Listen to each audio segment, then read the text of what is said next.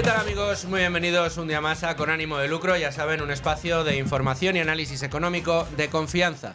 Un oasis para la economía entendida desde el lado correcto de la historia. Pues desde la defensa de la libertad, la prosperidad, la propiedad privada y el respeto a la búsqueda de la felicidad. Sí, también el Día del Trabajo. Sí, también el prácticamente único día que van a hacer como que trabajan unos señores llamados sindicalistas. Vamos con ello.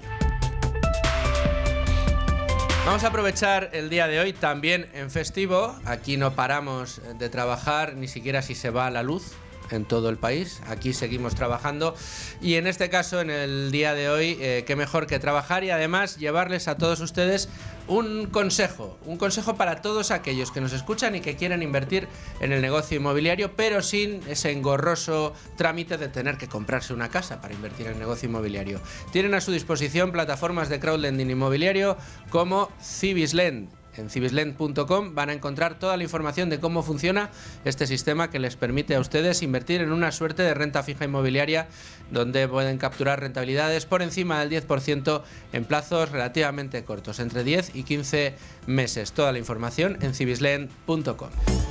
Bueno, pues insisto, Día del Trabajo o Día del Trabajador, 1 de mayo, y aquí estamos en Es Radio Libre Mercado, en Con Ánimo de Lucro, tratando de traerles a ustedes el mejor contenido, el mejor programa posible hasta ahora.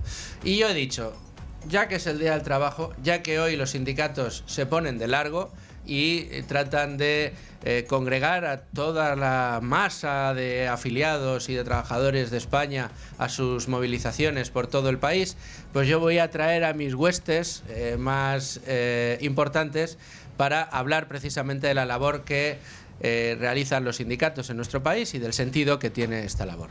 Así que hoy vamos a tener un programa especial que nos va a llevar prácticamente hasta el boleto de la 1, después tendremos nuestras secciones habituales y lo vamos a disfrutar con dos personas muy importantes. La primera de ellas es un amigo de este programa y un sagaz auditor de la actualidad, que es Rubén Arranz. ¿Qué tal, Rubén? ¿Cómo estás? Encantado, de verdad, una vez más de estar contigo aquí. Periodista y compañero en Big One Media, analista de este programa y además redactor en El Independiente, donde sigues pues toda la actualidad de empresas y donde podemos disfrutar tus artículos, tu pluma, que siempre es muy gratificante porque, insisto, tienes una sagacidad. Para todo aquel que no haya leído a Rubén Arranz, por favor, vayan al Independiente y léanle porque es siempre importante y siempre hay información de primera mano. Pero hoy nos toca, no sé si decirlo, pasárnoslo bien un rato, ¿no?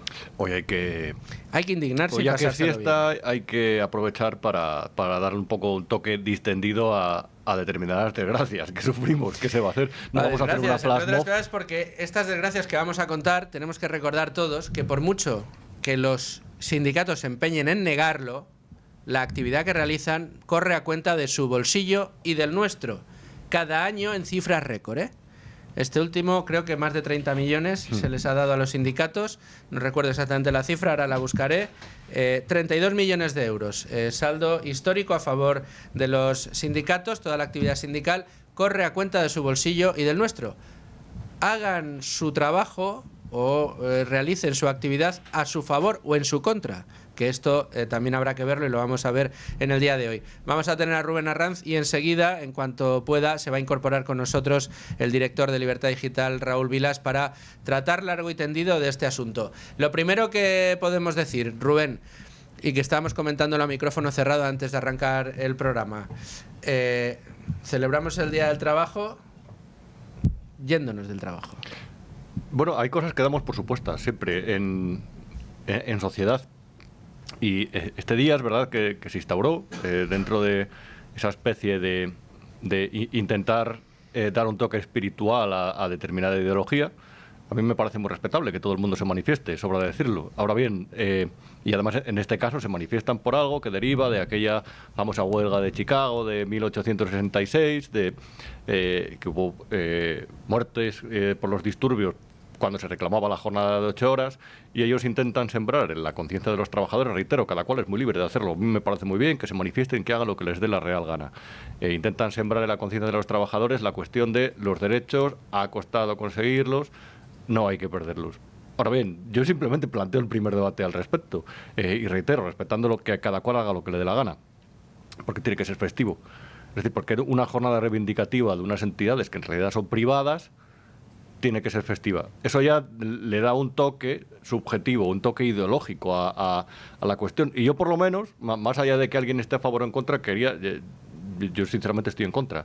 Quería plantear esa cuestión. Porque luego todo esto es susceptible de transformarse. Mira, yo recuerdo cuando estaba en EFE en Uruguay,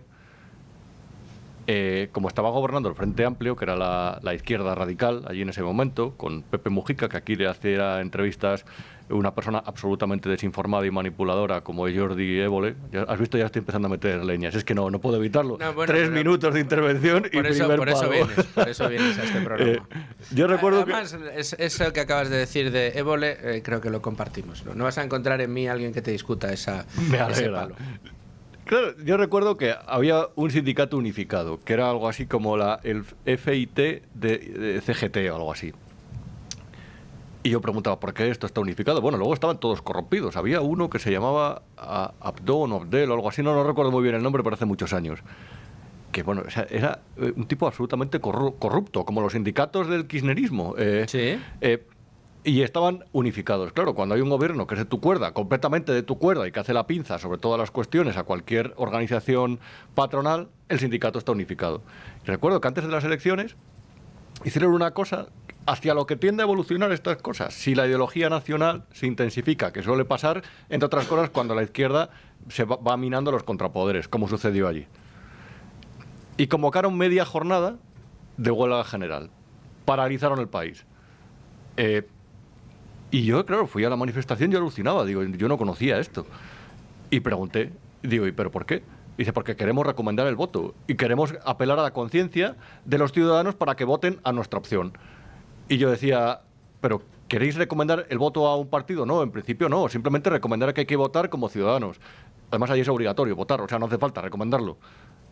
Y querían recomendar el voto para la izquierda. ¿Por qué? Pues evidentemente porque la izquierda los mima. Y la izquierda, con ese peronismo que con raíz en Argentina, que se extendió a Uruguay, por cierto, no es exactamente como se considera aquí un movimiento de ultraizquierda, sino que es una especie de movimiento nacional que además copia cuestiones del fascismo de Mussolini. Es que claro, se tocan, ¿eh? Eso, es que es exactamente, es muy, muy, muy similar. Como la izquierda les daba, ellos recomendaban a la izquierda.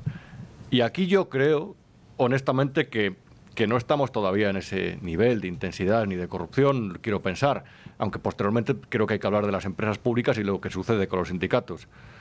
Pero claro, ves el comportamiento que acabas de abrir un melón, sí. Es el melón de las empresas públicas. Mucho ojito con él. Es un melón que ya este año se está poniendo en duda. Ya estuvimos hablando además, Rubén, en un programa de cuántas Jessicas habría en las miles de empresas públicas que hay en España, de todo pelaje, para hacer servicios de cualquier tipo, que podrían estar prestando tranquilamente operadores privados, gastando una décima o una quinta parte, una décima, una duodécima, una sexuagésima parte de los recursos, es decir, muchísimo menos de lo que están empleando estas empresas. Pero es que ahí también tienen poder los sindicatos. El Estado ha encontrado muchas maneras de mimar a los sindicatos y lo hacen tanto los partidos, al menos en España, tanto los partidos de derechas como los de izquierdas. Lo que pasa es que con los de izquierda consolidan y con los de derecha mantienen. Esto es de verdad, o sea, para que la gente lo entienda, porque es muy interesante y es así exactamente como dicen. Como dices, cuando hay elecciones generalmente, y pasa en todas las empresas públicas, es el partido que gana el que nombra el órgano directivo, lo que forma parte del organigrama. Él recomienda y enchufes, es decir, los enchufes son una cuestión de empresas públicas a diario. Pero la base de esas empresas siempre, y digo siempre, la manejan los sindicatos. Cuando a lo mejor hay una batalla entre un partido y UGT y Comisiones Obreras, surge un sindicato independiente. O cuando hay una batalla contra el CESIF, de repente inflan otro sindicato. Pero la base, los centros de trabajo, los controlan los sindicatos. Es completamente imposible de sondear o de sondar cuántos liberados sindicales puede haber en la administración ¿cuántas son sus dietas? Yo recuerdo en Televisión Española que hice una pregunta a Transparencia y quiero recordar que se gastaron durante el estado de alarma 200.000 euros en dietas, viajes y alojamientos. ¿Cómo? ¿Durante el estado de alarma? Sí, durante el año 2020-2021 creo que era. Entonces, claro, yo les preguntaba y claro, el sindicato que no está en el ajo, que está ahí pues intentando arreglar un poco las cosas, o eso dicen, decía, esto es escandaloso, porque de verdad se podían hacer las reuniones por videoconferencia, pero ellos insistían en viajar, en ir a hoteles y en gastar. Es que la factura que pagamos por estas cuestiones es muy relevante. Por ejemplo, eso lo conozco bien. Había una Vuelta Ciclista a España. Parece que me salgo del guión, pero no. Había que hacer una cobertura. Todo el mundo quería ir a la Vuelta a España porque, por ejemplo, iban en un coche y pasaban el kilometraje de 4 coches. Los trabajadores que iban ahí. Sí, no, si luego los de Televisión Española son todos absolutamente dignos al reclamar servicio público, pero a la hora de cobrar estas cosas hacen todos los trucos, o unas cuantos lo hacen. O sea, iban en un coche, pero cada uno apuntaba su kilometraje por separado. Y como se paga por 4, a costa del contribuyente. Entonces, las coberturas, ellos montaban unos meses antes de que sucediera una especie de pollo a la dirección con cualquier motivo, porque siempre hay un motivo. La gente que está con la maquinaria del fango, que son ellos, siempre encuentra motivos para eso. Y coaccionan a la dirección, y esto me lo decía un alto directivo de RTV, para que meta más personas de los suyos en las coberturas, porque saben que así van a ganar más dinero en las coberturas, y porque saben, y luego ya no te digo, con las bolsas de trabajo, cómo las manejan en toda la administración, en una buena parte de la administración, como de las bolsas de trabajo. Surgen puestos temporales que luego se consolidan porque también presionan al gobierno por otro lado, y al final tenemos en la administración ya no solamente las Jessicas, sino los enchufados que empiezan en la bolsa de trabajo porque son recomendados por los sindicatos y terminan con contrato indefinido. No de funcionario, pero fijo de la administración. Es escandaloso y eso cuesta muchos millones de euros y creo que la gente no es plenamente consciente de ello. Entonces, claro, cuando hay un momento en el que ellos tienen un gobierno a favor, eso aumenta.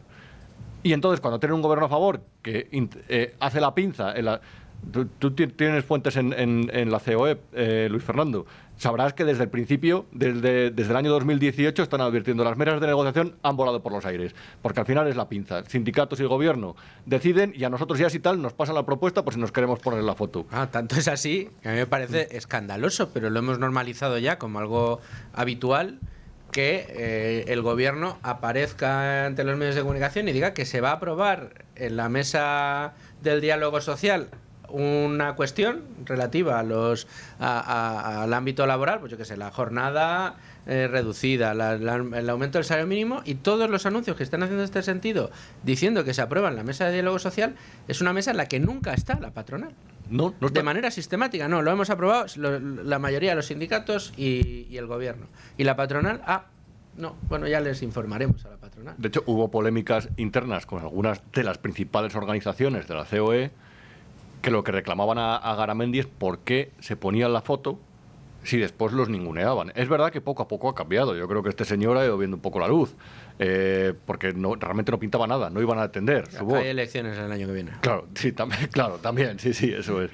Bueno, luego siempre hay ruido y al final vamos a ver lo que pasa, pero porque, bueno, en fin, la COE merecería 2 o 3 programas, está bien. Bueno, hoy tenemos tiempo por delante. Igual a Garamendi le cae algún palo. Le cae algún palo más. Sí.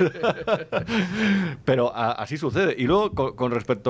Sí, bueno, decías, con la izquierda amplían esa cobertura, son capaces de aprovechar esa buena sintonía con el gobierno, siempre los sindicatos, para ampliar su presencia, sus supuestos derechos, sus privilegios, en definitiva, tanto en las empresas públicas como también, ojo, en las privadas, y los avances en supuestos derechos, que luego son medallas que ellos anotan frente a la patronal, y con la derecha eso no lo pierden.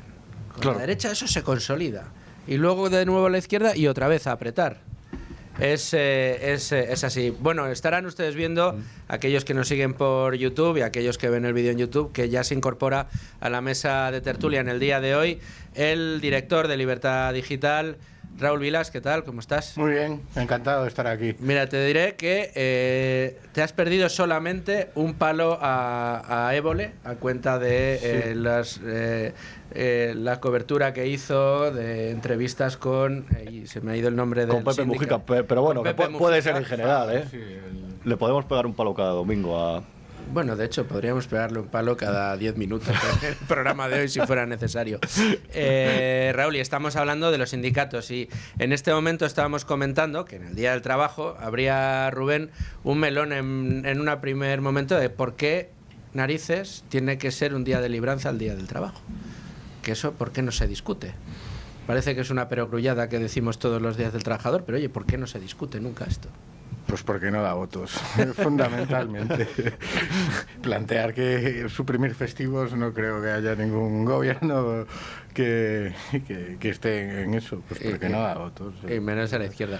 Y luego estábamos comentando, que en eso estábamos, y te incorporas ya, Raúl, cómo los sindicatos son capaces de ganar cuotas de poder, de representación y de ingresos de manera muy importante su presencia en las empresas públicas, pero también en las privadas, cuando entran gobiernos de su cuerda.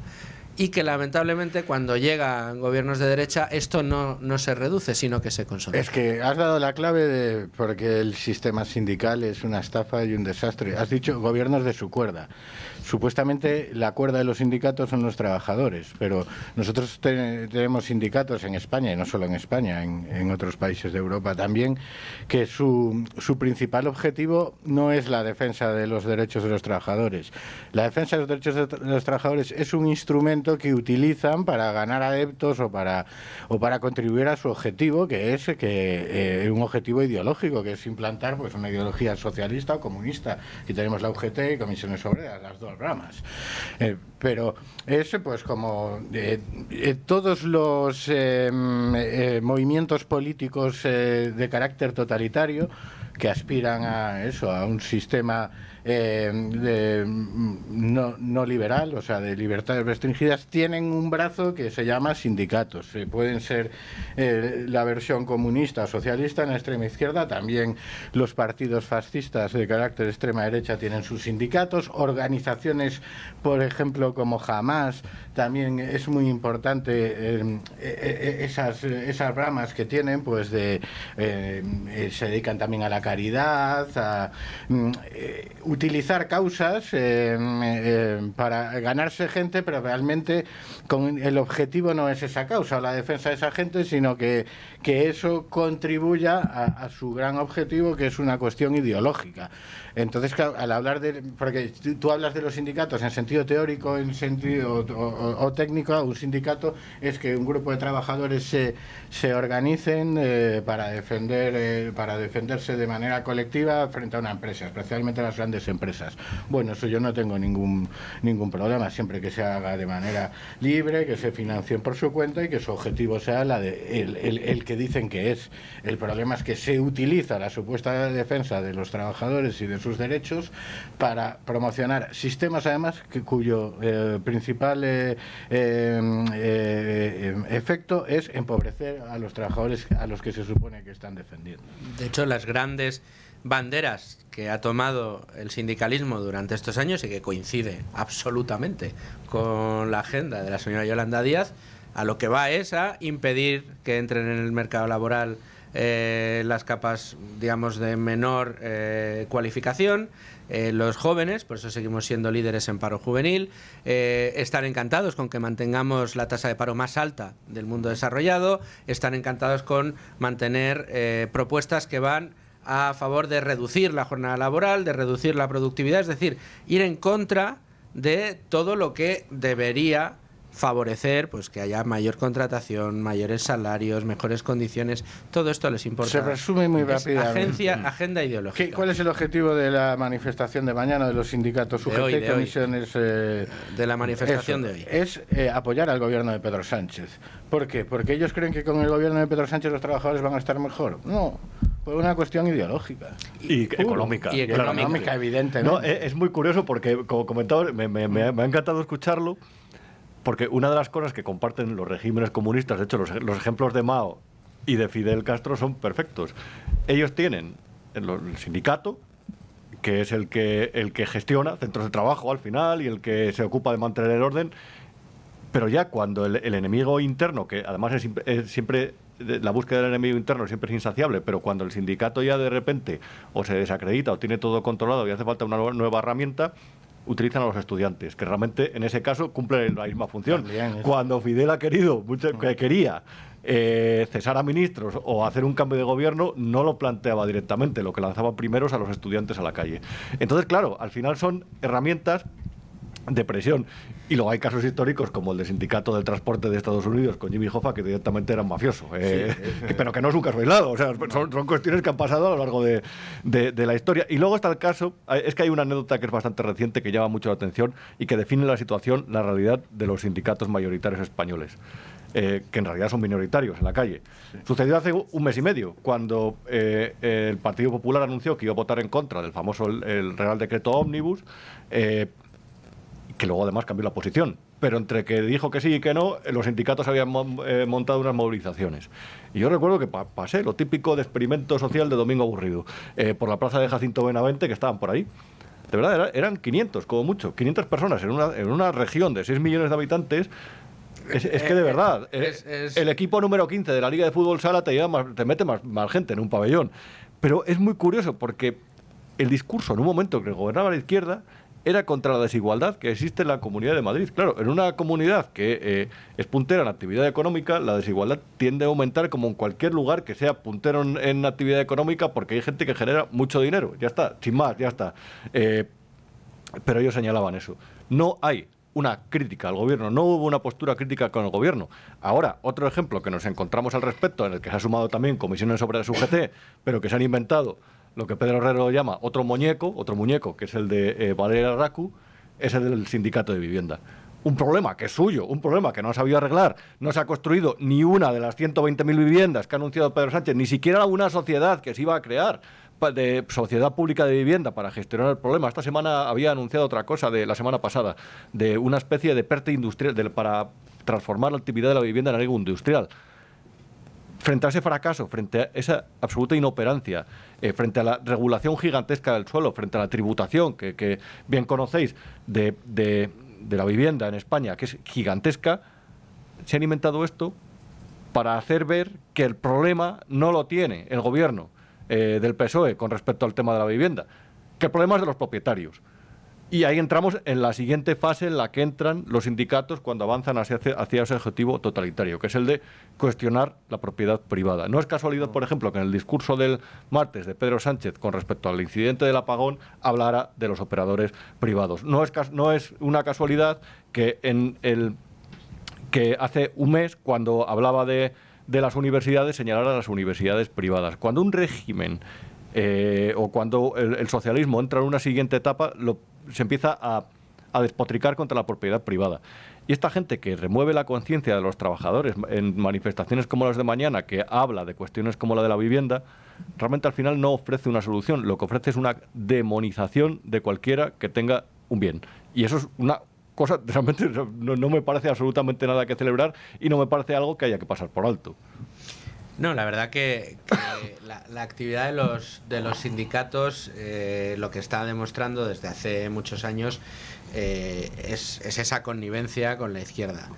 Y la izquierda con los sindicatos se necesitan mutuamente, aunque cada día es más evidente. Yo creo que esta es quizá uno de los grandes titulares de los últimos años. Cada vez es más evidente que tienen menos seguimiento, menos apoyo. Hablabas de 500 personas que habían sido capaces de convocar, pero como están en el círculo de la izquierda, están en el círculo del mainstream dominante en España, la izquierda consigue que cualquier cosa que hagan los sindicatos con 1.000 o con 500 tenga la repercusión o repercusiones mayores incluso que cuando la derecha ha movilizado a decenas de miles de personas en el centro de Madrid. Y somos testigos, en esta casa lo hemos seguido en muchas ocasiones, y grandes manifestaciones a favor, pues qué sé yo, de la vida, contra el terrorismo o contra los abusos de Sánchez, tienen un espacio mínimo en los medios de comunicación de izquierdas, pero sin embargo cualquier cosa que digan los sindicatos van a ser a favor.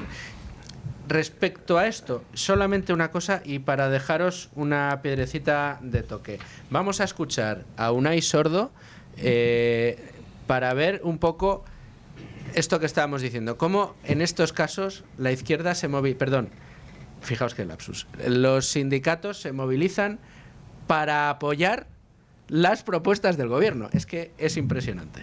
atrevo a decir que sería un fraude democrático que los partidos políticos se opusieran a la toma en consideración de una medida que defiende la inmensa mayoría de la población y que los sindicatos mayoritarios hemos pactado con el Gobierno de España. Los sindicatos vamos a movilizarnos para exigir a los partidos que sean corresponsables con el sentir mayoritario de la ciudadanía española, que es que se reduzca de una santa vez la jornada laboral en nuestro país.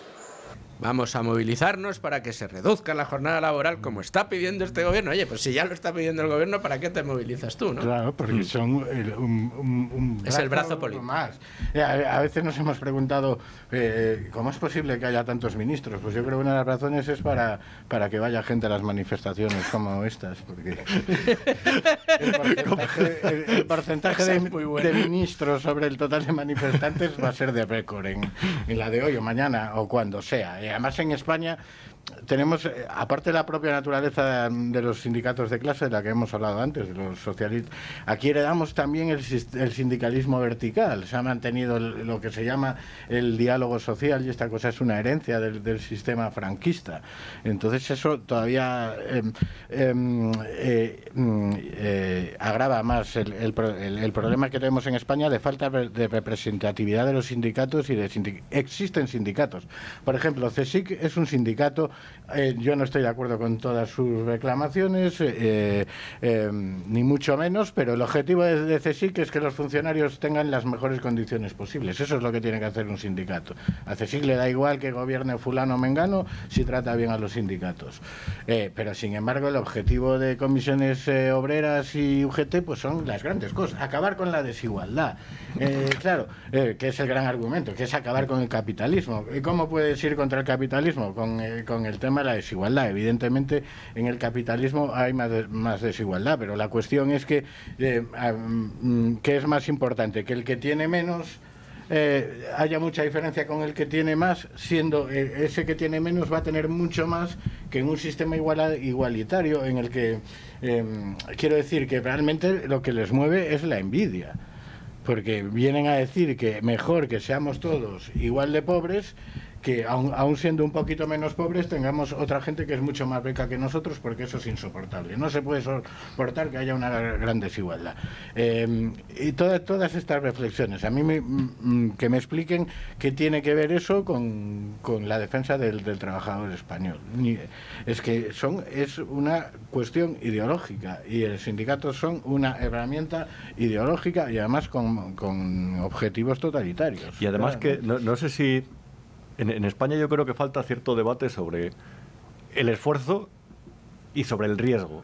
En un sistema capitalista hay riesgo, pero es un riesgo que te puede hacer ganar dinero. Es decir, y yo creo que es una cuestión que merece la pena, y algo que merece la pena plantear el Estado, en realidad, cuando te habla que te va a proteger frente a ese riesgo. En realidad lo que está haciendo es subsidiarte, en la realidad lo que está haciendo es meterte en otro lío, porque eso cuesta dinero. Y eso te lo va a quitar a otro lado. Y si no te lo va a quitar a ti, te lo va a quitar a otro que a lo mejor con su esfuerzo a lo mejor te podría dar un mejor trabajo. La economía es circular y hay la ciencia social que se encarna en la ley de la oferta y la demanda. Generalmente valora el esfuerzo y valora el riesgo. Y hay veces que las cosas te pueden salir mal, pero reitero, no se puede sumir a una sociedad en esa idea del Estado benefactor desde que sales por la puerta de la calle hasta que entras en casa. Porque entonces al final eso realmente es un discurso anticapitalista, y al fin, como decía Raúl, y eso al final lo que sumes en una especie de igualdad a la baja, de depresión, de no sé, de declarar al individuo incapacitado para salir adelante. Y eso sobre todo impide debates que yo creo que son bastante lícitos y son cuestiones relacionadas con el mercado laboral. Y no quiero pecar de radical en este sentido, pero cuestiones como, por ejemplo, la de la indemnización por despido, son temas que están vetados. ¿Por qué no debatirlos? Es que me parece muy bien que cada cual respete su postura. Ahora bien, simplemente le pido a la persona que nos escuche cómo considera que condiciona ya no solamente el salto, el empleo juvenil o el desempleo juvenil, sino también la condición, la actividad empresarial, el mero hecho de que un empresario no pueda, por ejemplo, en un momento en el que hay una persona con la que no está satisfecha o que las dos partes no están satisfechas, no puede económicamente despedirle con 30 años dentro de la empresa. Esas cosas suceden. Y yo no sé realmente si el sistema es perfecto o no, intuyo que no, o tengo razones para pensar que no, pero por lo menos yo creo que se podrían debatir. Pero es muy curioso porque el debate al respecto no se puede dar y es fundamental para, entre otras cosas, para mejorar, para generar más elasticidad en el mercado de trabajo, que va a ser realmente va a ser bueno para los trabajadores. Es que aquí el diálogo social se nos presenta de una manera casi religiosa, es incuestionable. Hay determinadas cosas que se deciden. Es un imponderable. El diálogo social, a mí, o sea, ¿a quién narices representan? Unai Sordo, el señor del fular y Garamendi, ¿eh? Ojo, que yo meto en el mismo saco a la COE que a los sindicatos. Para decidir cuestiones... ¿Ves tú cómo iban a llegar los palos la para segunda Garamendi? que se lleva Garamendi. Para decidir cuestiones que son fundamentales, que afectan no solo desde el punto de vista económico a nuestra sociedad, sino desde un punto de vista de principios, de libertades, porque un empresario no va a tener la libertad de contratar y despedir a quien quiera. Eso se tiene que, en todo caso, se tendrá que debatir y aprobar en el Parlamento, que es donde está la soberanía nacional representada y es la entidad legislativa. ¿Qué es eso de que lo que diga el diálogo social es incuestionable y, por ejemplo, nuestros representantes en el Parlamento, a los que yo haya votado precisamente porque quiero que se rebaje la indemnización del despido, no lo pueden decir porque Garamendi, Sordo y el del Fular han decidido que no? Y encima te lo dicen esto como siempre, como avance democrático, la democracia... Y es todo lo contrario, es negar el debate. Es negar el debate. Sacar determinadas cuestiones del debate como si fuesen los obispos o estos señores o una religión. Bueno, ese es el papel realmente en la sociedad actual, ¿no? Nos negamos a verlo, pero es un papel un poco de líder espiritual. Es muy curioso porque escuchaba el otro día, en la manifestación de hoy, ellos van han anunciado que se van a oponer a las políticas de Trump, del movimiento MAGA.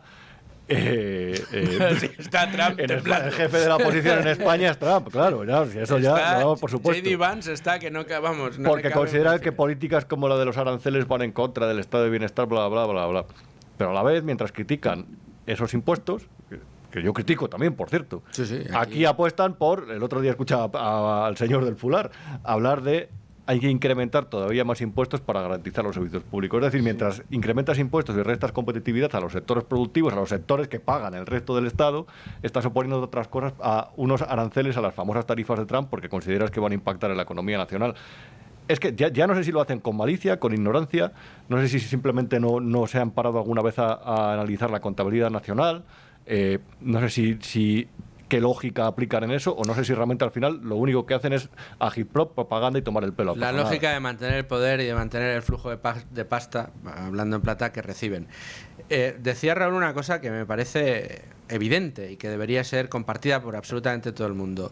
¿Por qué un empresario no puede ser libre de contratar a quien quiera y de despedir a quien quiera? Pero es que yo le sumaría, ¿por qué no puede ser libre cualquier empleado de poder plantearle las condiciones que estima oportunas y necesarias a su empleador y que lo puedan negociar en libertad? Es que no puede un empresario contratar a quien quiere y despedir a quien quiera, pero es que un empleado tampoco le puede plantear la relación laboral que quiere a su propio empleador, porque aunque estén los dos de acuerdo, la ley se lo está impidiendo. Y eso es así. Y eso no lo va a cambiar ni Unai Sordo, ni el señor Garamendi, ni parece que el señor Feijóo. Vamos a escuchar a Feijóo y ahora me comentáis qué os parece. Necesitamos políticas de Estado y estar a la altura de nuestra gente. Los gobiernos están para servir y no para servirse. Y finalizo. Pudiera parecer que para mí estar en un congreso de UGT es jugar fuera de casa. Yo no concibo España así. Y vengo a defender con toda humildad y con toda determinación que un partido político como en el que milito y presido, con 8 millones de votos, tenemos la mayoría de ellos de los trabajadores. Es que esto enlaza con lo que comentábamos antes, que el diálogo social a un partido como el Partido Popular le ha venido muy bien para escaquearse de dar determinadas batallas que sí quieren sus votantes, que son incómodas pues por el poder que ha acumulado la izquierda en todo el ámbito cultural, mediático y demás, que hay determinadas cuestiones que si les llevas la contraria, pues enseguida te descalifican, te tachan de todo, y eso ya sabemos cómo funciona el Partido Popular. O sea, tienen pesadillas por las noches a ver qué van a decir de ellos en la serie en El País si se salen un poco del carril de lo políticamente correcto. Y de qué son santones el diálogo social, los sindicatos, precisamente de eso, de una de las partes de la corrección política la marcan ellos, y es uno de los grandes problemas del Partido Popular es ese. Y la verdad es que es no del Partido Popular, a mí el Partido Popular me da igual, de España, de la oposición, de España, porque el Partido Popular para políticas. Mí no es más que un mero instrumento bastante defectuoso, lamentablemente, para intentar que este país sea un poquito mejor y para que la gente viva mejor, que a mí sí que mi prioridad en todo lo que defiendo es que la gente viva mejor, no que haya un régimen más libertad, con más como el de los sindicatos. Yo simplemente he preparado, además, mira, estos datos los he sacado de Neutral para que no me acusen luego de nada. Si lo dice un verificador será verdad, digo yo. o no, bueno, que generalmente no lo es, pero bueno, es la verdad sanchista, que siempre es mentira. Mira, en 2022 Comisiones Obreras contaba con 1,9 millones de afiliados. Esto le dio 137 millones de euros en cuotas, que son el 84% de sus ingresos. UGT contaba con 0,9 millones y le dio 120 millones de euros, que son el 85% de sus ingresos. A partir de ahí ya empieza lo que pagamos los demás. En 2023 tuvieron estos dos sindicatos solamente, realmente, reitero, hay que contar esto, cuántos cotizantes hacen falta para pagar 17 millones de euros que se llevaron estos sindicatos. Aquí veo que La Razón hizo una investigación, entre 2020 y 2024, estos daban otro dato. Todas las federaciones y organizaciones de UGT y comisiones obreras ingresaron 380 millones de euros de los impuestos, de dinero público. 380 millones de dinero público. ¿En qué beneficia la actividad sindical el dinero público? ¿Por qué no se mantienen con las cuotas de sus afiliados? Reitero, la actividad sindical es respetable, que cada cual haga o defienda sus intereses dentro de una sociedad en la que el lobby tendría que ser de todos los tipos, debería ser una actividad normalizada, regulada, además, para evitar los abusos, pero normalizada. Pero que esta gente cobre 380 millones de euros en 5 años de los ingresos, eso sí que es un abuso. Y esos son los típicos debates que no se dan, esos son los típicos debates que la derecha tampoco se atreve a dar, por esa cuestión de si parece que hay un día que no le insultan a uno de sus portavoces, va exhibiéndolo como un trofeo de caza a Génova 13, pero esos son los debates necesarios, como el que comentabais de la indemnización por despido. Es decir, tú haces un trabajo y a ti se te retribuye por cada día, por cada hora, por cada minuto. ¿Por qué tienes que condicionar con 33 días por año trabajado durante 15, 20 años a un empleador cuando eso realmente a lo mejor le está impidiendo ampliar su negocio, ampliar la plantilla, dar más trabajo y más trabajo de calidad? O es que se han llegado a oponer incluso hasta que tú tengas acceso al bruto de la nómina. Porque eso te haría... Eso se han opuesto todos. Claro, ¿no? eso les parece espantoso. Claro, o sea, cuando realmente claro, la diferencia entre lo que pagas de impuestos y lo que pagas también para la famosa formación y demás, a lo mejor empezabas a ver que a lo mejor podías haber invertido en Bitcoin o en la bolsa de Estados Unidos, claro, lo que quieras. Te podías haber comprado un coche, podías haber hecho un fondo de pensiones para liberar al Estado de un gasto cuando tengas 67 años. Eso no hay esos debates.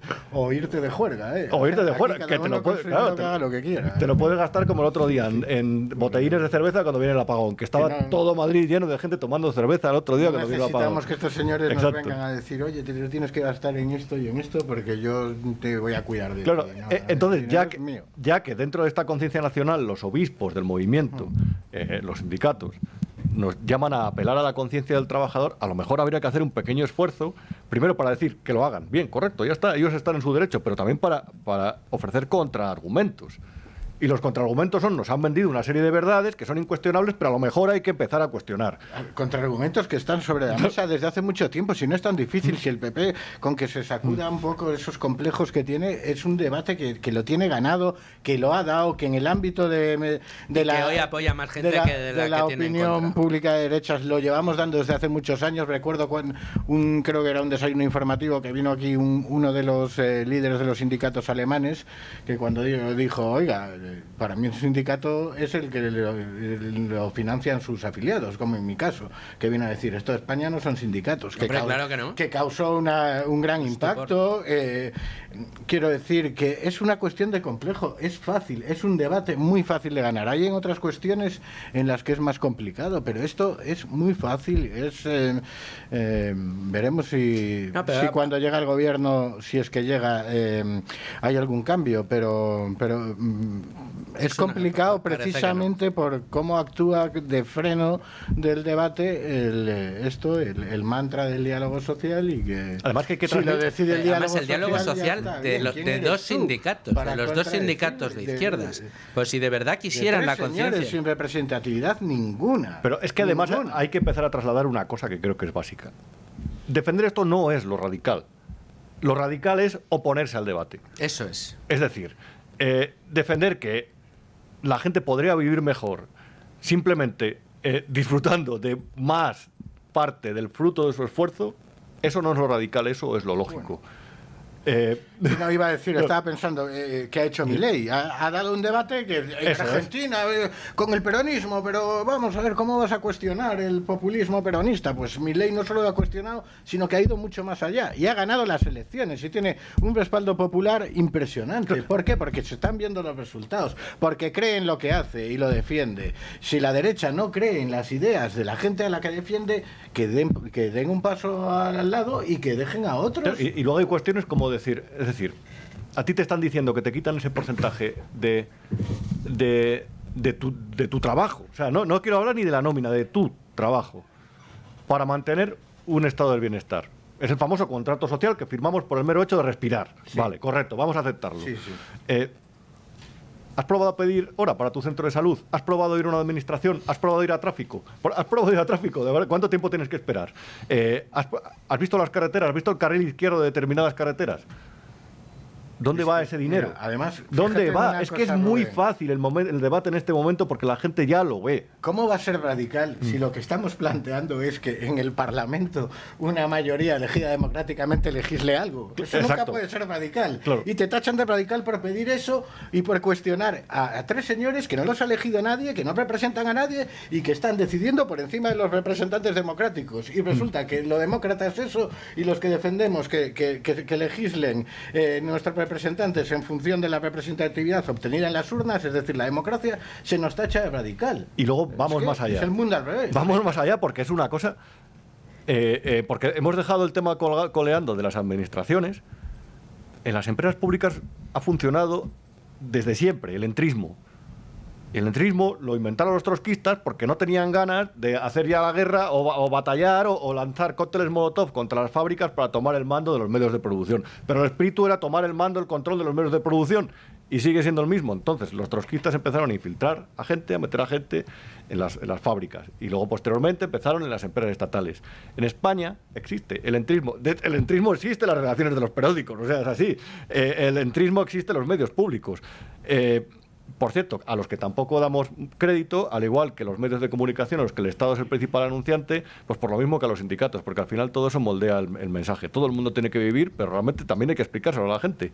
En las empresas públicas, ese entrismo lo que ha hecho es condicionar la actividad diaria de las empresas, el servicio de correos, el servicio de Traxa, a los intereses de los sindicatos. Y las batallas sindicales, las batallas por tener un delegado más en un centro de trabajo, a lo mejor lo que hacen es que tú mañana no recibas la carta a tiempo.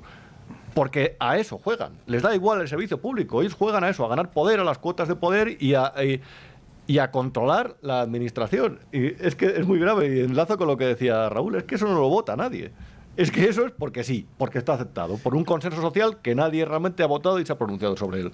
Nadie lo vota, y abro ya un melón que estábamos tardando en abrir, aunque ya queda poco para el programa de hoy, que yo creo que además los sindicatos, si nos están escuchando por el transistor mientras están ahí con los colegas en la plaza tomando cervezas y a vivir, algunos se va a llevar un disgusto.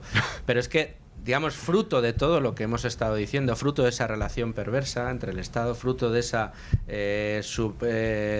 digamos, ese superpoder que tiene en este caso el diálogo social, es todos los casos de corrupción que indefectiblemente han ido viniendo y hemos ido conociendo, y probablemente sean muchos menos de los que en realidad suceden. Las facturas, esa caricatura de las mariscadas de los señores sindicatos, pero es que lo que se ha visto con los cursos de formación, lo que se ha visto con los ERE en Andalucía, y ahí siguen, y aquí no pasa nada. No pasa nada, pues por todo lo que hemos comentado antes, pero aquí hay que recalcar una cosa muy importante, que esa corrupción no se debe a que sean unos sinvergüenzas los que se comen las gambas o los que se llevaron las paguitas de los ERE, que no les estoy defendiendo ni justificando moralmente, o sea, éticamente también es reprochable lo que hacen, pero es que el sistema, los incentivos del sistema son los que provocan la corrupción.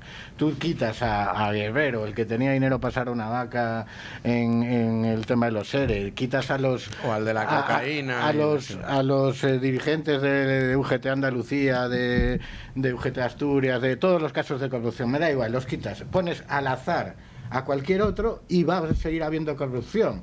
Porque el sistema te empuja a la corrupción. Puede haber casos de gente heroica con un sentido de la ética y la moral que se plante, pero a ese enseguida le cortan la cabeza y ya te van a poner a otro que no.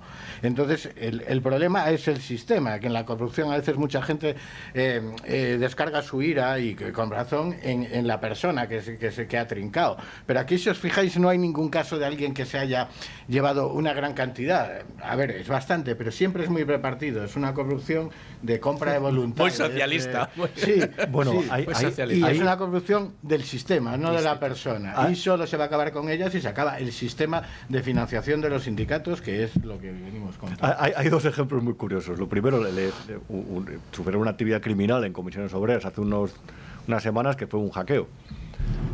Y es muy curioso porque, mira, Pelayo Barro en The Objective publicaba una cosa que tenía una lista de restaurantes en la contabilidad y varios con estrella Michelin. Y luego hay una cosa que yo no sé si recordáis, la famosa fiesta minera de Rodiezmo, cuando iba Zapatero. Sí, bueno, hombre, yo como trabajaba en León, trabajaba en León entonces, y uno de los años fui a cubrirla. Fuiste a Rodiezmo. ¿Pero te llevaste el pañuelo o sin pañuelo? Eso no lo puedo comentar. Era hace muchos años, todos sufrimos cierta transformación. No, pero fui a trabajar. Y entonces estaba Villa, que era el líder del Soma UGT. Era un momento especialmente sensible porque se estaban repartiendo los fondos Miner y porque UGT todavía, cuando había actividad minera, entonces estaban con una especie de mensaje con la boca pequeña contra Miguel Sebastián por aquello del cierre del carbón, que al final redundaban críticas a los empresarios, que también es verdad que empresarios como Victorino Alonso, esos tienen un capítulo aparte, pero bueno, porque joder. Y Villa era un cacique, era más allá de un líder sindical, era un líder, porque nosotros generalmente tendemos a hablar de los líderes, del Fular y de Unai Sordo. Pero a nivel regional y en esos sitios que están en sectores concretos, son caciques. Y me acuerdo que hubo una anécdota muy curiosa en aquel entonces, cuando estaban con la actividad suya de la segunda Marcha Negra, había un empresario que estaba compinchado con los sindicatos para hacer ruido también, porque al final lo que decías es que es verdad, Raúl, la patronal al final en estos casos también colabora. Y habían metido uno que era de Cabo Verde dentro de un encierro en la mina porque querían mejores condiciones. Y claro, fuimos todos ahí a hablar de... Están encerrados los sindicatos en la mina, los trabajadores, porque quieren que no se cierre el carbón. Por cierto, lucha completamente legítima, yo no lo dudo. Lo que pasa es que el de Cabo Verde no tenía papeles, el que metieron. Y bajaron los de los sindicatos con el hijo del empresario por la noche a la mina para sustituirle por otro de Cabo Verde que sí que tenía papeles. Entonces, al final te das cuenta de esas corruptelas de las que habláis a nivel local, a nivel pequeño, tiene unas manifestaciones absolutamente, no sé cómo decirlo, ridículas, por si acaso, hiperbólicas, sí, eso nadie se enteró, claro. Y ya cuando salieron dijeron, será el mismo, porque se partía realmente.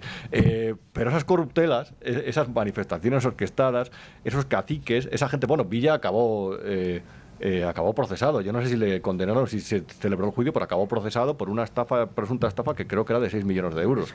Es que claro, es que eso... Me gusta el ejemplo del carbón por una cosa. Fíjate de qué les ha servido a los mineros tener esos sindicatos que les defienden tanto cuando la izquierda ha decidido que la prioridad son las focas y los osos polares y no los trabajadores, y que entonces hay que eliminar el carbón y salvar el planeta a través de la energía. Sí. ¿De qué les ha servido la UGT? Pues absolutamente de nada. les ¿Defiende la UGT a los trabajadores o defiende salvar el planeta porque la izquierda a nivel global ha decidido de que ese es el repente? objetivo? Pues el objetivo de la UGT es lo que decía la izquierda, no lo que no la defensa de sus trabajadores, porque nadie puede justificar que a los mineros asturianos les convenga que les cierren las minas. Además ¿no? que es que ellos defendían el trabajo y la actividad de la comarca, Claro. Lo hacían con toda la buena voluntad, pero los manipularon No, estos sindicatos. En definitiva, lo que defienden los sindicatos es la ideología que les puede mantener en el poder. Y además, en exclusiva, que esa es otra historia, que no les gusta que venga nadie a intentar comerle una tostada que ya se comen entre dos. En definitiva, yo creo que hemos tenido una hora prácticamente para hablar de la importancia del Día del Trabajo, hablando del trabajo o no que hacen los sindicatos. O sea que la manifestación ya ni siquiera es el día 1, el único día que tienen que trabajar ya se escaquean, porque también... el día 1 sí, ahí están. Es la única cosa que tiene que hacer. Yo solo espero, Raúl, que hayan estado todos en esa manifestación con el pinganillo, ahora que ha vuelto el transistor después de lo del lunes, a ver si están todos ahí escuchando con ánimo de lucro. Habremos conseguido que alguien cambie de opinión al respecto. Yo creo que sí. Mira, yo soy un optimista patológico. Yo creo que más de uno se lo ha pasado también como nosotros con la tertulia. Al menos eso es lo que estamos buscando. Y si a alguno hemos por lo menos meterle en la cabeza la duda de que las cosas no son como piensa que eran, pues oye, eso que nos hemos llevado. Rubén Arranz, muchísimas gracias por estar con nosotros el día de hoy, trabajando aquí, el Día del Trabajo. A Raúl Vilas, pues también siempre muchas gracias. Y a ustedes, señores oyentes, quédense porque vamos a escuchar el boletín de la 1 y volvemos aquí en Con Ánimo de Lucro con dos secciones que les van a encantar. Seguimos en Con Ánimo de Lucro y les he prometido dos contenidos, dos secciones que va a ser de su interés y creo que no me equivoco, porque en este momento con quien podemos hablar ya es con Gustavo Martínez, que es asesor financiero y además profesor de la Universidad Francisco Marroquín y amigo de este programa y de esta casa. Gustavo, ¿cómo estás? Muy bien, Luis, y amigo tuyo también, ¿eh? Por supuesto que sí, Gustavo. Y además cuento contigo en un día como hoy, porque yo sé que tú el Día del Trabajo lo celebras trabajando, como nosotros. Sí. Por supuesto. Y un día como hoy hablamos de... pues mira, yo he dicho, ¿por qué no hablamos con Gustavo para que nos cuente? Siempre decimos que tú eres el gran conocedor del oro y eres el gran conocedor del oro como activo de inversión y conoces de cerca lo que ha sido la tesis de inversión del oro y cómo la interpretas tú. Entonces yo he dicho, mira, pues hoy, un día como hoy, qué mejor que hablar con Gustavo para que nos explique en, pues eso, en lo que dura la sección, unos 10 minutos, esa tesis del oro, cómo funciona y por qué el oro se encuentra en máximos históricos, pues rozando unas cifras que apenas unos meses nadie daba por posibles. Bueno, pues Luis, oye, muchas gracias por esa apreciación, ¿no? Yo, la verdad es que tampoco, fíjate, tampoco hay que ser muy analítico ni muy inteligente ni nada por el estilo para entender la tesis del oro. Es tan fácil, es que es un regalo del mercado. En cierto modo, Bitcoin también es un regalo del mercado en cuanto a que no necesitas hacer descuentos de flujos muy complejos, ni analizar la compañía, ni hablar con el CEO, ni ver qué pasa con las guidance. No, es que es todo tan básico en tanto en cuanto lo único que tienes que fijarte es en 3 o 4 conceptos, tenerlos claros y ser capaz de, bueno, pues de anticiparlo y por supuesto luego pues invertir en ello, ¿no? Entonces, muchos ahora, pues claro, tras una subida tan vertical como la que ha tenido el oro en los últimos 2 años y medio, desde hace 2 o 3 años que vengo avisando de la importancia de tener oro en esta parte del ciclo, pues ha subido más de un 100%, ¿no? Entonces, claro, la pregunta del millón de muchos es, bueno, ¿y qué hacemos ahora, no? Muchos han ganado dinero, más rentabilidades importantes. Además, ningún otro activo ha dado esa rentabilidad, con permiso de Bitcoin y algunas empresas por ahí pequeñas, pero en general índices y tal no han dado estas rentabilidades. Y la pregunta del millón ahora es la que muchos hacen: ¿y qué hacemos ahora? ¿Es tarde para entrar? ¿Puedo vender ya? Etcétera, etcétera. Y yo siempre respondo siempre digo lo mismo, ¿no? ¿Qué ha cambiado ahora para que tú pongas en jaque la tesis de inversión que tenías desde hace 2 años. Es decir, ¿hay algún elemento potencialmente que haya mejorado contra esa cobertura que es la del oro por la que te hizo a ti comprar? Entonces, si la respuesta es sí, entonces vende. Ahora bien, si te pones a analizar las circunstancias que te hicieron comprar hace 2 años y estas siguen en el mercado o incluso, como yo veo, han empeorado, ¿cómo vas a vender el oro? Eso Claro. sería como vender, sería lo mismo, Luis, perdóname, termino, que vender un paracaídas en mitad de la caída. No tiene ningún sentido porque te vas a reventar la cabeza, ¿no? Sí, me gusta el símil, pero déjame que haga un poco de abogado del diablo y que trate de ponerte en un aprieto. Dices, Sí. ¿qué ha cambiado ahora para que se tambalee un poco la tesis? A ver, quizá la tesis inicial de que, como tú dices, ¿no?, el oro contra un uso torticero, por decirlo rápido y mal, de los bancos centrales, de lo que es la moneda fiduciaria, que a fin de cuentas es un poco lo que subyace detrás, pues eso sigue intacto, pero sí que ha cambiado algo, y es que efectivamente tenemos al oro en máximos históricos y habrá quien pueda pensar que está carísimo. ¿Qué es lo que hace que tu tesis siga considerando que el oro está barato pese a que roce unos máximos históricos que parecían impensables hace solo unos meses? Bueno, pues muy buena pregunta. A ver, lo cierto es que, claro, el oro no tiene ningún tipo de rendimiento exógeno que podamos descontar desde el futuro o estimar desde el futuro. No tiene traerlo al flujos de presente. caja que se puedan descontar. Eso, claro, no tiene. Entonces, la forma de medir el oro, que esto fue el gran error de Warren Buffett, pero la gran tontería de Warren Buffett, con permiso de que ha sido el mejor inversor de todos los tiempos, era decir que el oro no producía absolutamente nada, ¿no? Cuando ya hemos visto todo lo que produce. Pero bueno, sin irme mucho de la cuestión es que como no tienes cómo medir eso con un Excel, en realidad la valoración es siempre subjetiva, con lo cual tampoco te sirven de mucho los Excel, pero bueno, la cuestión es que tienes que agarrarte a temas macroeconómicos y sobre todo a qué es lo que ha hecho subir al oro a lo largo de la historia de la humanidad. Y digo la historia de la humanidad porque el oro ha convivido con el ser humano desde que el ser humano tiene uso de razón, es decir, miles de años, ¿no? ¿Y qué es lo que ha hecho subir al oro sobre todo cuando se pone fin al patrón oro y por tanto este puede flotar sin intervencionismo en el libre mercado? Entonces, eso es lo que tienes que analizar. Y si coges desde el año 71, que el oro estaba en $35 la onza, hasta ahora, y ves las partes del ciclo económico donde más ha crecido el oro, que es lo que se tiene que hacer cuando se valora cualquier tipo de activo, es decir, estudiarlo en todas las situaciones buenas, situaciones tensas, situaciones menos tensas, para poder determinar cuál va a ser su comportamiento a futuro. Entonces, lo que te vas a dar cuenta es que el oro ha tenido 2 grandes ciclos clarísimos, ¿no? Y fue en el año 1970 y en el año 2000. Ambos ciclos económicos tienen los mismos patrones comunes que el que estamos viviendo ahora, que sería el tercer ciclo económico del oro. Es decir, desconfianza total en la moneda fiat, burbujas en ciertas áreas o sectores del mercado, bueno, una reorganización geopolítica del panorama internacional, mercados en máximos históricos, en fin, un poco es lo que vivimos en las anteriores burbujas. Bien, dices, ¿cuál fue el comportamiento o el performance del oro en los 3 anteriores ciclos? Pues se metió un 1.200 o 1.300% en la década de los 70 y se metió un 600 o 700% en la década de los 2000, cuando la quiebra de los .com, cuando la burbuja de los .com. Ahora acaba de multiplicar por 2, en un contexto donde la oferta monetaria no ha parado de crecer, medida por la M2, el agregado monetario que tiene en cuenta los depósitos comerciales creados por los bancos.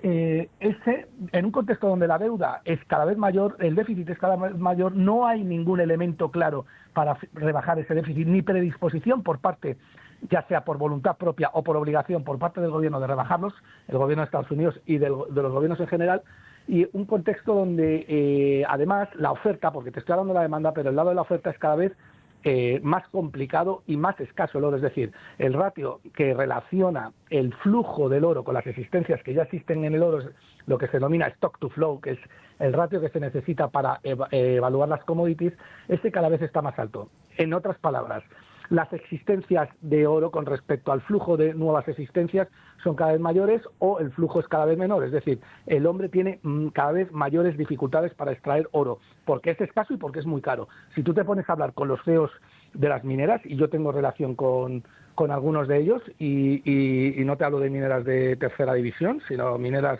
importantes, me dicen que están desesperados. Cada vez es más difícil, cada vez se necesita más CAPEX, cada vez los inversores están más reacios a invertir en estos negocios que a largo plazo son malísimos, porque precisamente por eso, que nadie quiere poner dinero para hacer un agujero donde no sabe si hay oro o no, y eso es sí, desperdicio monetario. No son empresas que, digamos, sean fáciles de poder invertir por este motivo, sí.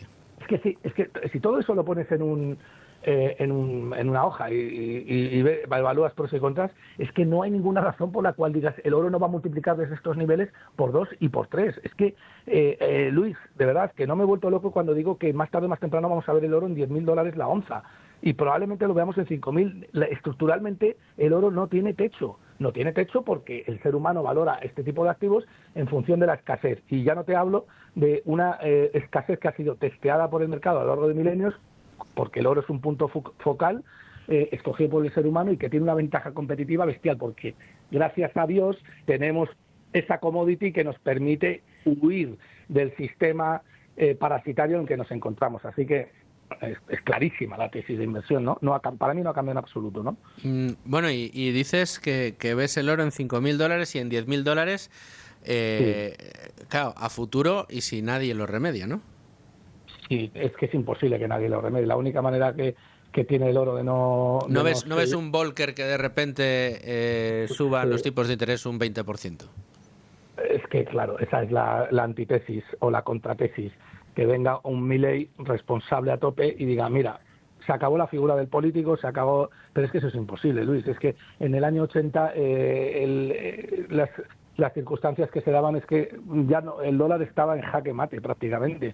O sea, era susto o muerte, ya no te quedaba otra. Y Volcker no quería tomar esa decisión, ni Carter largarse del presidente de los Estados Unidos, pero es que no quedaba otra opción. Es decir, no se trata de un error ni una omisión, se trata de una obligación pura y dura en la cual tú ya no tienes escapatoria y tienes que salvar el dólar, ¿no? ¿Estamos en esa situación ahora? Pues no. Y otra moneda fiat que pudiera desbancar al dólar, pues acabaría en manos de un político, acabaría pasando lo mismo. La única antítesis que hay, la única tesis fiable para mí contra el oro es que la oferta de repente se incremente porque encontremos mucho oro en la luna o alguna cosa, y aún así tengo también mis reservas, ¿sabes? Bueno, pues Gustavo, no puedo pedir más. Te he pedido la tesis del oro y me la has explicado en 10 minutos. Así que, señor, de nuevo gracias y espero contar contigo muy pronto para analizar mercados o para cualquier otro menester. Un abrazo, Luis. Hasta luego. Hasta luego. Seguimos Con ánimo de lucro y lo hacemos en lo que no tiene que sufrir apagones, porque si en estos días no hemos podido ver internet, no hemos podido acceder a las llamadas, no hemos podido entretenernos con Instagram, con TikTok, no hemos podido charlar por teléfono con nuestros amigos, ni siquiera mandarnos mensajes de WhatsApp, lo que sí que hemos podido hacer es cultivarnos leyendo libros. Y en este programa nos hemos empeñado en tener la mejor biblioteca posible para cuestiones que tienen que ver con la economía y con la inversión.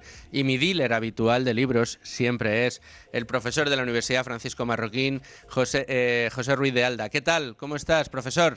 Pues encantado de estar aquí, como siempre, Luis Fer. Un placer tenerte en el día de hoy para proveernos de libros.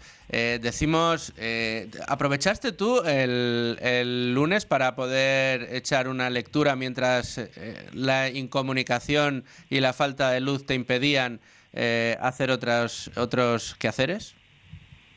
Pues la verdad que sí. La verdad que estoy leyendo un libro, no tiene nada que ver, porque es una novela que además saqué la idea de tu casa, ¿no? De esta nuestra casa, ¿no? Donde yo también me siento aquí partícipe. Y fue un libro, una novela que se llama El secreto de Marcial, que escuché en el programa de Cowboys de Medianoche. Ah, mira. Recomendaban el premio Nadal de este año. Así que justo el lunes estuve leyendo ese libro. Aproveché un ratito. Qué bueno.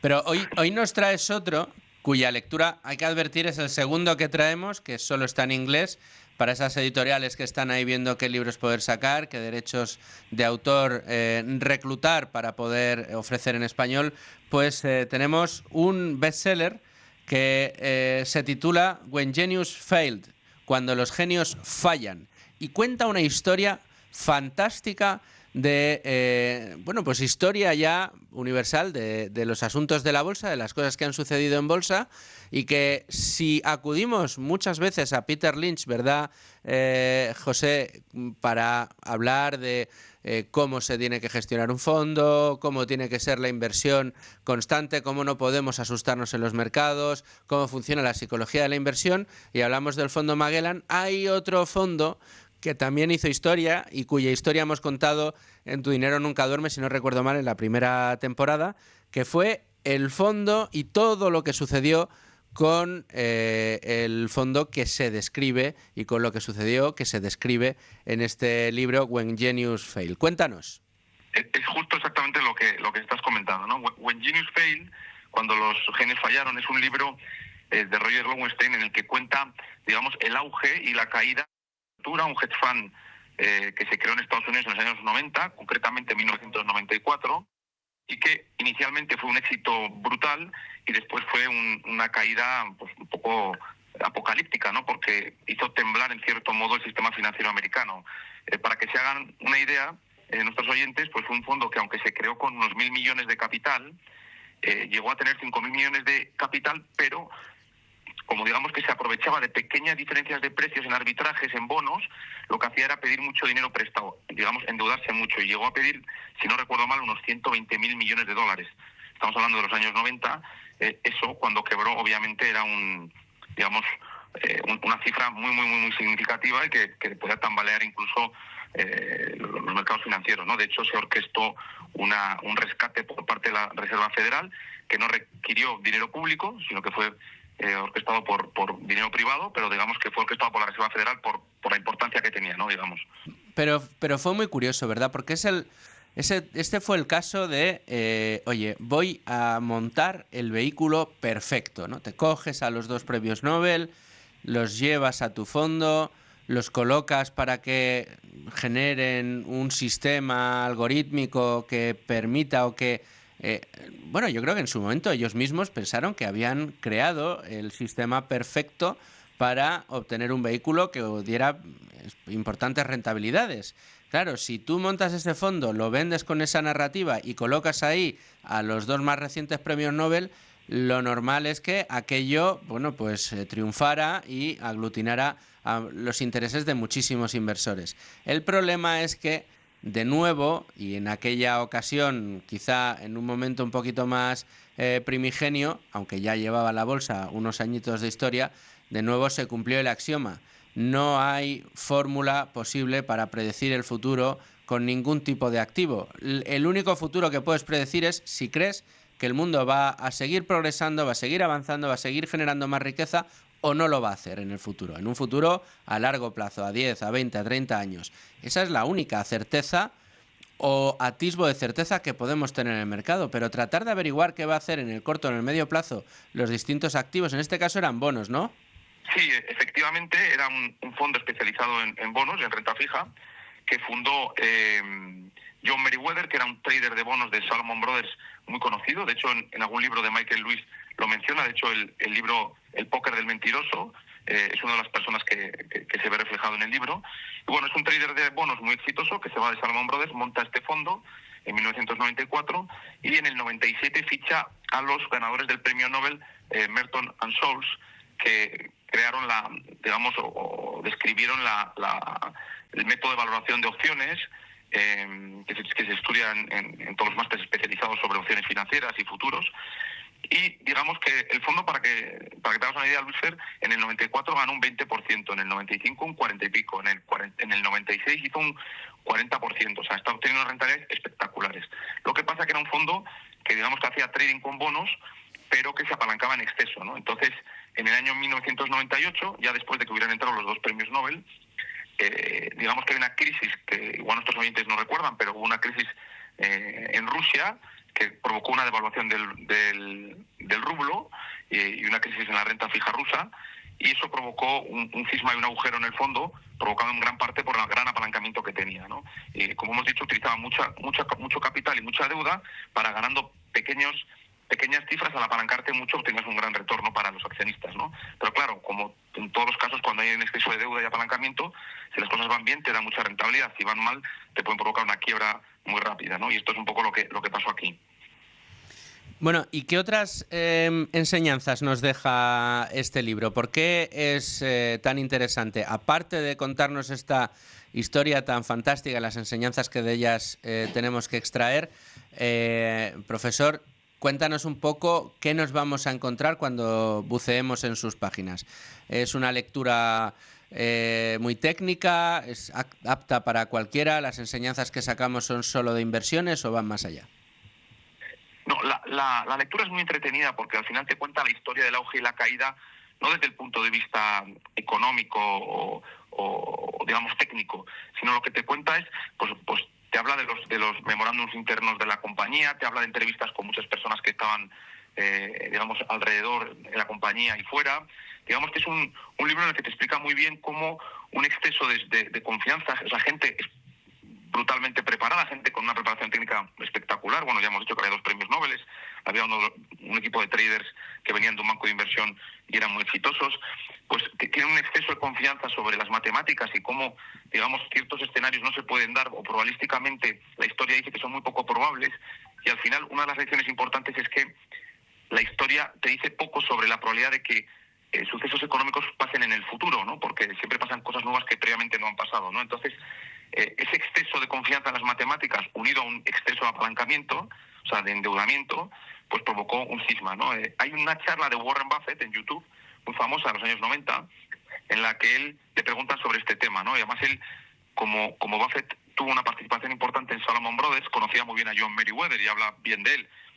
Y lo que básicamente comenta es que es difícil de entender cómo gente tan preparada, que puso todo su dinero en el negocio, que tenía cientos de años de experiencia acumulada, si sumábamos todas, fueron capaces de cometer un error de ese nivel, ¿no? Y al final Buffett lo describe para mí muy bien.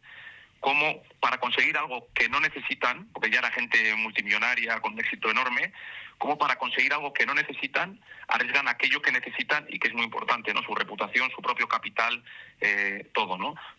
Y todo por utilizar un exceso de apalancamiento y obtener unos retornos potencialmente mayores, pero con un riesgo enorme, ¿no? Exceso de apalancamiento, poco retorno, son cosas que nos suenan también de hoy en día, ¿no?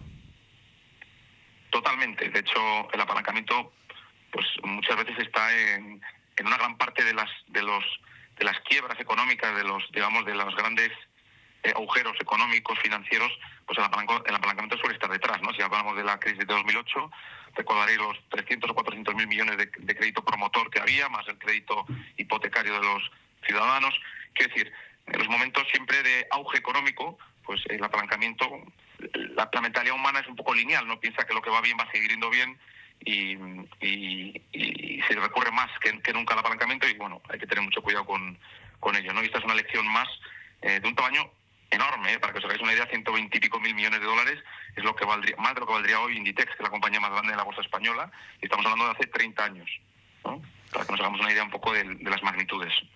Bueno, una obra que también fue nombrada uno de los mejores libros del año por Business Week, la última edición del 2001, y que describe, como bien dices, esa gran noticia, ese gran acontecimiento dentro del mundo de los fondos de inversión con gente de primerísimo nivel. Mira, desconocía el dato que me dabas de Buffett, no sabía que había tenido una participación importante en este fondo y que hablaba bien de su... No en el fondo, Buffett fue accionista de Salomon Brothers, que era el banco donde estaba el fundador del fondo antes de fundarlo. Correcto, vale, sí, tienes toda la razón. Si lo había comentado yo mal, no sabía que era que había tenido participaciones en el banco del que era el impulsor de este fondo. Pero es muy curioso, ¿no? Es historia viva de la bolsa española, de la bolsa mundial. Pues todo. todo un ejemplo de aprendizaje de cosas que pasan en los mercados y que parece que no, pero la historia también vemos que en estos casos se repite. Lo encuentro en Amazon y además a muy buen precio, sobre todo para aquellos que puedan leerlo en inglés, porque ya digo que en español todavía no lo tenemos, pero quien lo quiera leer en inglés, lo tenemos a 21,42 euros en mezcla de tapas y también en versión Kindle se puede adquirir este When Genius Failed de Roger Lewinstein y en fin, bueno, pues un libro más que echamos a la estantería y que haya apagones o no haya apagones, bueno, pues nos va a deleitar con una lectura muy entretenida y que además nos va a enseñar muchas cosas de las cosas que han pasado en los mercados. Señor Ruiz de Alda, muchas gracias por un libro más. Muchas gracias a ti, para mí es un placer siempre estar aquí. Muy bien, pues a ver si pronto vuelvo a tenerte aquí en el estudio, a ver si lo podemos cuadrar para la próxima semana. Sin falta. Un abrazo muy fuerte. Un abrazo. Y a todos ustedes, señores oyentes, muchas gracias por estar ahí una semana más, un día más, aquí en Con Ánimo de Lucro. Les espero como cada día a las 12 de la mañana, de lunes a viernes, aquí en la sintonía de Radio Libre Mercado, a través de YouTube, a través de podcast, donde ustedes quieran nos van a encontrar. Siempre con la mejor economía y con todo lo mejor de los libros, de los programas de radio, en fin, absolutamente todo. Muchísimas gracias a todos, nos vemos a las 12. Chao.